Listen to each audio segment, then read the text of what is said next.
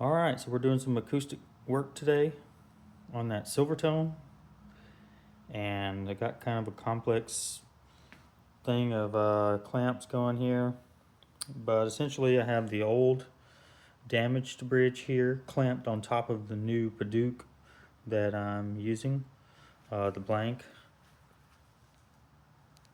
and then below that I have some cedar here clamped to the table. I'm going to use this as a guide to drill these holes, hopefully straight. And we'll go from there. Well, I would have said this would have been successful had I looked at the bridge a little closer, the original, or the original that I got. If you look from at the second hole to the left, it's definitely up higher, which definitely translated onto the new bridge.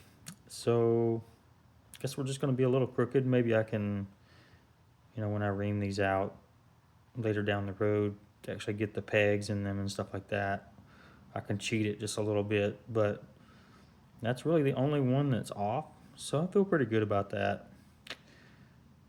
This is my first, time really making it from scratch, the bridge, and I don't have a drill press.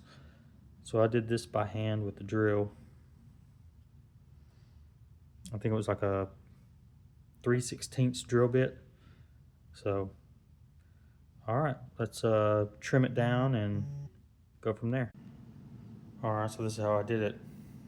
Since I have to sand that top down, I took and put screws through there to mount it to this other piece and cut it with a miter saw so it was at least a little bit straighter.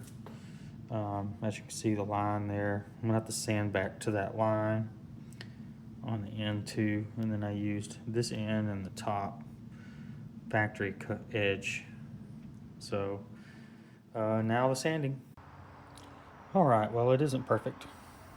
It's my first full time trying to figure this out, and I got to go back and like hand sand it and kind of really soften it up, smooth it up and stuff like that. And this original one is not symmetrical, which I'm discovering now, but I love the way that the grain looks in this one. So I think I'm just gonna roll with it, see how it goes, make sure it matches up with the guitar in terms of the peg holes there, and yeah, see you later.